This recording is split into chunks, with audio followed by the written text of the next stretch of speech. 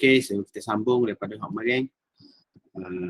Lepas pada ni, kita boleh buat modul by topic apa nak saya beri. Okay, 6.2 adalah tenaga nuklear. Okay, macam mana tenaga nuklear tu boleh terjadi. Sebenarnya sumber utama tenaga nuklear kita pun sebenarnya mendapat sumber utama daripada tenaga nuklear, iaitu matahari. Okay, matahari itu adalah radioaktif sebenarnya. Dia setiap masa, setiap ketika, setiap saat dia mengalami pelakuran. Pelakuran tu adalah salah satu tindak balas radioaktif lah. Okay. Kalau dia tak stabil, dia nak stabilkan diri dia, dia ada dua cara. Yang pertama, kalau dia tu zarah yang besar, zarah yang berat, dia boleh mengalami pembelahan. Dia terbelah. Ataupun kalau dia zarah yang kecil, dia ringan, okay, dia boleh mengalami pelakuran. Pelakuran ni dua zarah bercantum. Jadi zarah yang lebih berat, dia lebih stabil. Macam itulah yang berlaku di matahari. Matahari ni terdiri daripada hidrogen. Hidrogen. Jadi hidrogen ni tak stabil. Dia cuba untuk menstabilkan diri dia, dia berlaku pelakuran. Okay? Tindak balas pelakuran nukleus hidrogen berlaku dalam teras matahari pada tekanan yang sangat tinggi. Kalaulah bunyi itu dapat dipindahkan melalui medium vacuum, kita memang tak boleh duduk sekarang ni. Kita tak boleh duduk sebab bunyi letupan dia tu setiap masa, setiap ketika. Tapi Allah buat tu comel dah. Antara matahari dengan bumi dia buat vacuum. Jadi vacuum tak boleh transfer tenaga bunyi. Jadi macam kita tenang, tak ada bunyi apa-apa. Tapi hakikatnya sebenarnya letupan tu sentiasa berlaku di matahari. Dalam masa yang sama, dia membebaskan tenaga. Tenaga tu sampai ke bumi, dia jadi tenaga haba, tenaga solar. So dia banyak lagi tenaga lain di samping tenaga haba dengan tenaga solar tu yang tak sampai ke bumi lah. Okay, cahaya, tenaga cahaya tu sampai juga. Okay, dalam tindak balas ini, dua nukleus hidrogen ni kita tahu dia ringan, dia ada satu proton je lah, H11. Okay, dia proton, lepas tu dia ringan, dia pun bergabung dengan hidrogen lain untuk membentuk satu helium. Jadi satu helium. Dan dalam masa yang sama dia membebaskan tenaga nuklear. Okey, tenaga ini dipancarkan ke permukaan matahari dalam bentuk tenaga cahaya dan tenaga haba. So kita nampak matahari itu bercahaya lah. Hasil daripada pertukaran tenaga. Tenaga nuklear ditukarkan kepada tenaga cahaya dan tenaga haba. Okey, jadi daripada matahari itu, bukan daripada matahari, maksudnya kejadian yang berlaku di matahari itu manusia gunakan sumber tu sebagai tenaga nuklear dalam menjana tenaga elektrik. Okey. Dia ambil radioaktif juga, dia lewat satu loji nuklear, yang mana loji nuklear tu boleh memanaskan air dan memutarkan turbin. Nah, lepas tu kalau kita dengar bom atom, bom nuklear tu samalah. Bom atom, bom nuklear tu benda yang sama. Okey. Bila dia letak bom tu dalam satu bekas, okey. Bila bekas tu pecah, okey, unsur yang tidak stabil tu keluar dan dia mengalami pembelahan ke, pelakuran ke, maka dia akan membebaskan tenaga nuklear dan masa yang sama dia membebaskan sinar radioaktif. Hal tu yang menyebabkan hidupan di sekitar tu mati. Contoh yang berlaku pada Hiroshima, Nagasaki. Dia dibom dengan bom nuklear yang mana jadi padang jarak, padang terkukur dia jadi. Sebab bukan setakat manusia saja, haiwan-haiwan tumbuh-tumbuhan pun mati disebabkan oleh radioaktif. Itu bahaya. Sebab tu bila tu dah lama tu dia mengalami gencatan senjata, maksudnya bom nuklear ni dah diharamkan, hanya dibenarkan untuk beberapa negara saja seperti Amerika semua tak. Negara-negara lain diharamkan untuk buat bom nuklear. Katakanlah awak ni minat dengan nuklear, awak pun kata nak buat teknologi nuklear lah, nak buat bom lah. Tapi tak bukan korang nak buat tu. Okey, dia ada satelit kan. Satelit tu boleh memantau kat mana dia buat yang ada orang buat nuklear. Kalau dia kesan, kita banyaklah akan berlaku. Sebab tu tak berani. Okey. Cuma di Malaysia ni ada satu agensi, nama dia Agensi Nuklear, okey, yang berada di Bangi. Okay. Sejarah nuklear di Malaysia bermula dengan penubuhan pendidikan atom Tun Dr. Ismail Puspati di bawah Kementerian Sains, Teknologi dan Alam Sekitar pada tahun 1972. Kini pusat itu dikenali sebagai Agensi Nuklear Malaysia. Hari itu ada dia buka jawatan kosong untuk Agensi Nuklear Malaysia.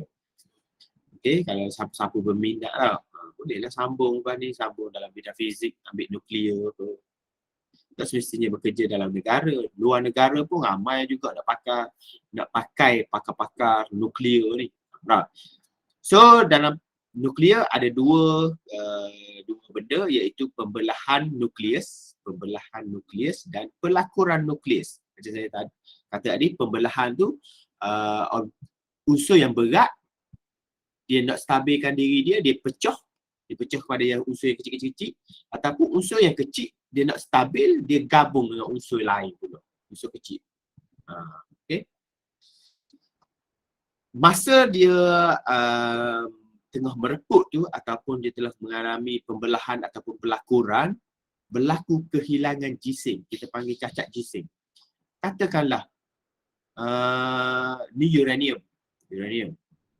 ni tak stabil. Lepas tu dia nak stabil, dia pun ditembak, dibedil oleh neutron. Dia bedil, maka dia akan berpecah dua. Pecah dua jadi kecil sikit dia pecah. Okay. Sebab apa boleh berlaku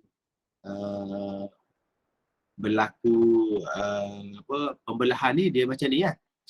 Bila dia tak stabil, dia ditembak oleh neutron. Okay, dia pecah dua. Dalam pecah dua tu ada juga neutron yang terhasil. Neutron ni akan ditembak orang lain pula. Jadi tembak-tembakan dia tu boleh menyebabkan berlakunya macam letupan lah. Gitu. Hasil tembakan dia. Tapi dia punya proses tu berlaku pada setiap masa. Okey. Maka dalam masa yang sama dia boleh menghasilkan tenaga. Katakanlah uranium ni dia berat dia 180 gram.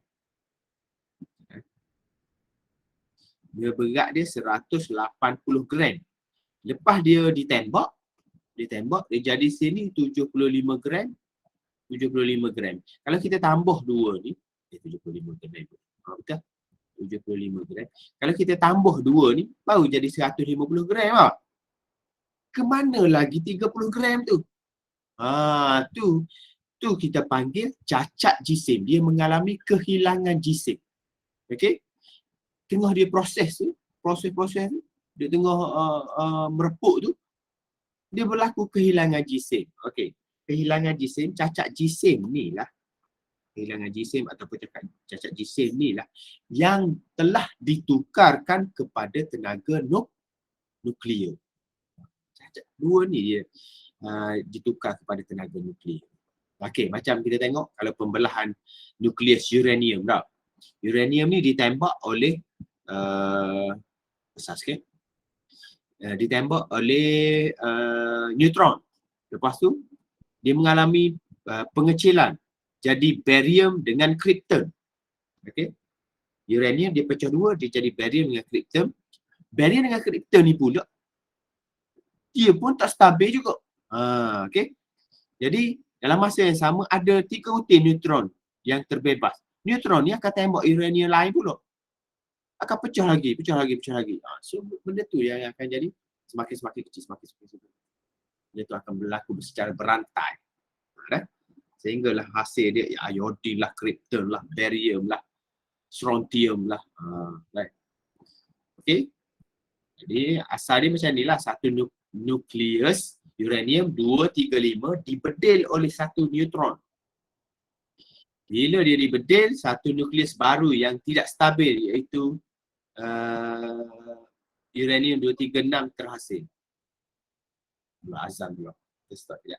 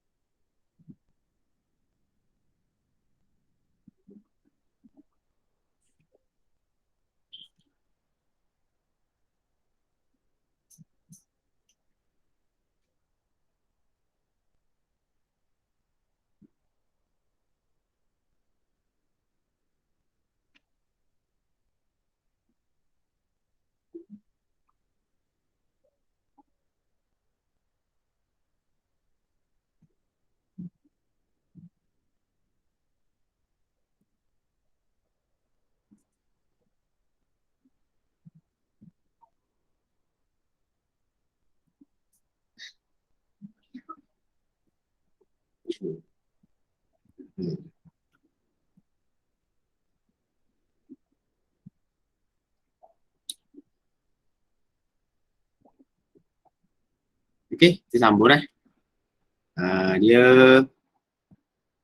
dia tak stabil, okey. Lepas tu dia tembok, dia akan pecah kepada krypton dengan barium. Maka dalam masa yang sama dia hasilkan 3 neutron lain dan dia hasilkan tenaga sini. Tenaga tu hasil daripada cacat jisim tadi. Jisim asal dia katakan 180. Lepas tu lepas dia mengalami pembelahan nukleus, tiba-tiba jisim dia tu ada yang berlaku kehilangan. Kita panggil cacat jisim. Cacat jisim tu akan ditukar kepada tenaga. Tukar kepada tenaga. Tenaga apa? Tenaga nuklear. Okey, yang kedua pelakuran nukleus. Pelakuran nukleus tu yang dua yang tak stabil bergabung jadi satu yang lebih stabil. Tengok deuterium dengan tritium tak stabil, dia bergabung, dia akan menghasilkan helium 42. Helium 42 tu adalah zarah alfa. Dalam masa yang sama dia menghasilkan tenaga dan neutron. Neutron tu boleh tembak orang lain tu. Jadi bedil. Okey. Jadi mana dah? Jumlah jisim selepas rebutan nukleus adalah sentiasa kurang daripada jumlah sebelum. Kehilangan jisim ini sebagai cacat jisim M. Maka kalau kita tengok ni satu persamaan ni, okey, jumlah semua dia 236.05 259 UJA. UJA itu adalah unit jisim atom. Unit jisim atom. Selepas berlaku pembelahan, kalau kita tambah semua ni tambah ni, jumlah dia jadi 235,866.53. Asal dia 236, so dia mengalami kehilangan tu adalah cacat jisim, so kita kena tolak. So jawapan dia adalah 0.18606 UJA. UJA itu unit jisim atom. Kalau kita nak convert kepada kilogram, kita kena darab dengan satu pemalar, nama dia ni. 1 UJA sama dengan 1.66 darab 10 kuasa negatif 27. So kalau dalam soalan tu dia tanya cacat jisim, kalau dia tak sebut dalam unit kilogram, kalau dapat ni pun dikira betul dah. Okey. Tapi kalau andai kata kalau dia nak dalam unit kilogram, berikan jawapan dalam unit kilogram. So awak kena tukar UJA ni kepada kilogram dengan cara kita darab ni. Ni darab dengan nilai ni. 1.66 darab 10 kuasa kena tulis UJA tu. Kalau kita beri jawapan kita kena tulis UJA tu macam unit lah, unit. Kalau dia suruh tukar pada kilogram, kita kena darab dengan 1.66 darab 10 kuasa negatif 27. Jawapan akhir dia tu kilogram. Right.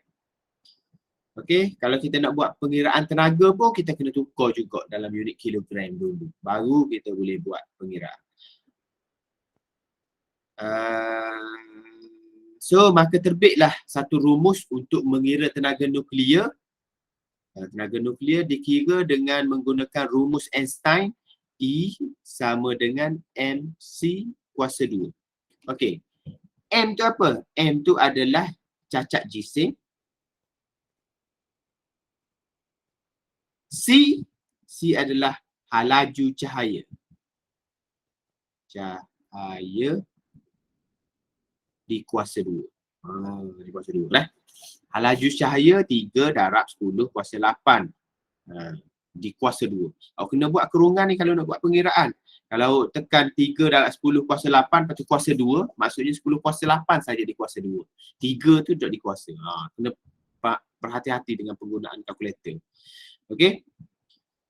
So mari kita tengok contoh. Ni orang yang buat pasal nuklear ni, Albert Einstein, sehingga kan tenaga yang dihasilkan tu persamaan E sama dengan mc kuasa 2 tu diguna sampai ke hari ni tenaga tu. Dan memang betul tepat jawapan dia. Okey, tenaga nuklear dalam unit mega elektron. Boleh guna dalam unit mega elektron juga. Okey. Tu kalau kita guna rumus ni, kita akan dapat dalam unit joule lah sebab tenaga kan. Okey, kita tengok contoh 1, persamaan di bawah menunjukkan radium 226 mereput menjadi radium dengan memancarkan zarah alfa. Okey, dia beri dah persamaan. Dia kata dia beri jisim radium 226.54 UJA. Dia tak beri dalam unit kg dia beri dalam unit UJA. So take note situ. Okey, jisim radium 222.018 dan jisim helium 4.003 UJA. Hitungkan tenaga nuklear yang dibebaskan. Okey. Yang pertama kita kena cari jumlah dulu. Radium ni 226.54. Okey, kita tengok sebelah ni. Radium campur dengan helium. So radium tu 222.018. So tekan kalkulator. 222.018 tambah dengan helium. Helium 4.003. 4.003. So jumlah dia adalah 226.021. Nampak tak? Dia berlaku kehilangan jisim. Sikit je. Daripada 54 ni jadi 0.021.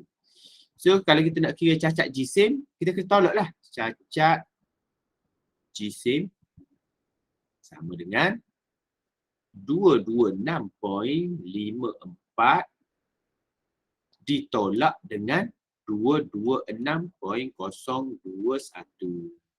So kita akan dapat cacat jisim dia adalah 0.519 UJA. Tak? So UJA ni tak boleh buat pengiraan tenaga. Kita kena tukar kepada kg. So kita kena nak tukar kepada kg, kena darab dengan 1.66 darab 10 kuasa berapa dah ni? Tak ingat. 27, negatif 27. Negatif 27. Okey, so dapatlah 1.66 eksponen negatif 27. Dapat dah 8.6154 darab 10 kuasa negatif 28 joule. Nampak? Okey. Tu kita joule dah. kg. Tu cacat jisim dia. So kita nak kira tenaga, kita masukkan dalam rumus Einstein tadi.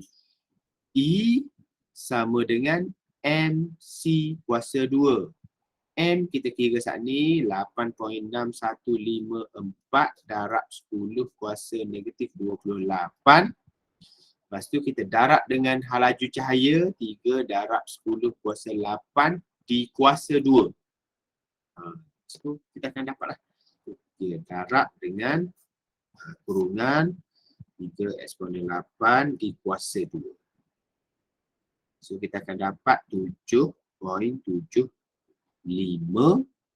darab 10 kuasa negatif 11 joule. Ni tenaga nuklear yang dia hasilkan. Right. So mudah saja kalau kita faham. 7.75 darab 10 kuasa negatif 11. Itu cara dia. Okey, contoh yang kedua.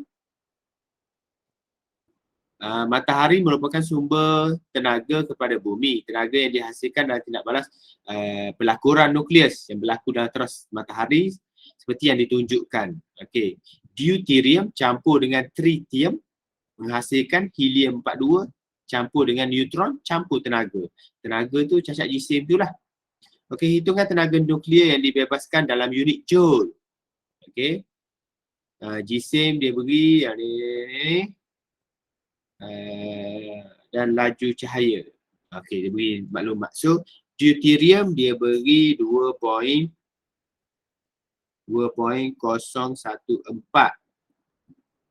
tambah dengan tritium 3.016. Hasil dia 4.003 tambah dengan 1.009 tambah dengan tenaga. Tenaga waktu lah. Cacat jisim. So kita tambah Kita tambah, kita buat persamaan, kita tengok kiri dan kanan dia. 2.014 tambah dengan 3.016. Okey. Jawapan dia 5.03. Tepi dia 4.003 tambah 1.009. Jawapan dia 5.012. Nampak? Daripada 5.03 jadi 5.012. So kita tolak je. 5.03 tolak ni. So jawapan dia cacat jisim. Cacat jisim sama dengan 0.018. So cacat jisim ni tukar kepada kg ni UJA. tukar kepada kg, kena darab dengan 1.66 darab 10 kuasa negatif 27. So dapatlah kira 1.66 eksponen negatif 27. 2.988 darab 10 kuasa negatif 29 kg. Alright. So nak kira tenaga macam biasa, E sama dengan MC kuasa 2. 2.988 darab 10 kuasa negatif 29 darab dengan 3 darab 10 kuasa 8 di kuasa 2 darab 3 eksponen 8 kuasa 2. Dapatlah 2.69 darab 10 kuasa negatif 12 Joule. Ini tenaga yang dibebaskan. Okay, so jawapan dia ni. Dapat 2.69. Okay, beres. Boleh tak? Mudah saja. Boleh. Kita boleh cari cacat jisim je. Cari cacat jisim, jumpa cacat jisim. Boleh buat. Okay. Kita tengok soalan lah kejap. Kita tengok.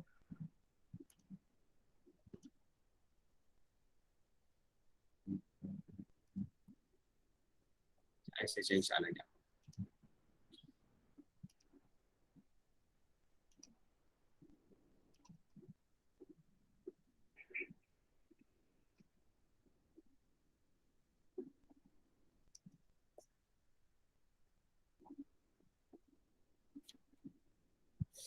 Modul nuklear.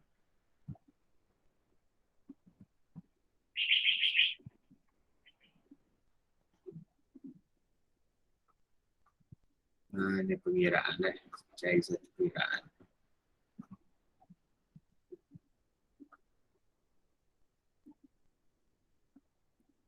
Okey. Contoh soalan SPM ni. Okey, thorium 228 mereput dengan memancarkan zarah alfa. Okey. Alfa apa? Helium tak? Helium 42. Okey. Jisim thorium, dia beri dah jisim ni. Thorium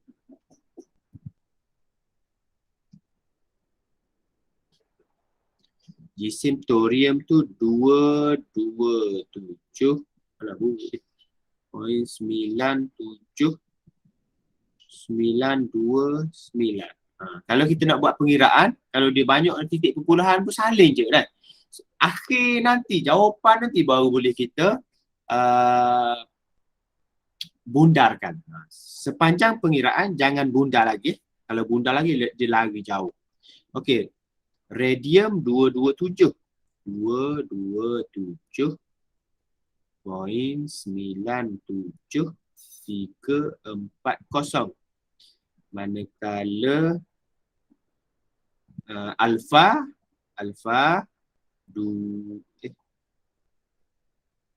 okey. Radium dengan alfa ni dia campur dah 227.9734. So dia campur dah Maka berlaku kehilangan jisim lah 97 929 ni 97340 sikit je lagi.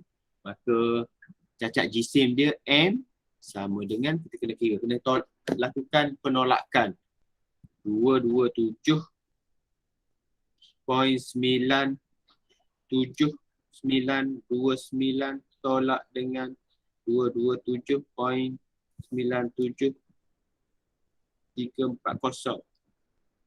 So dia punya cacat jisim adalah 5.89 darab 10 kuasa negatif 3 U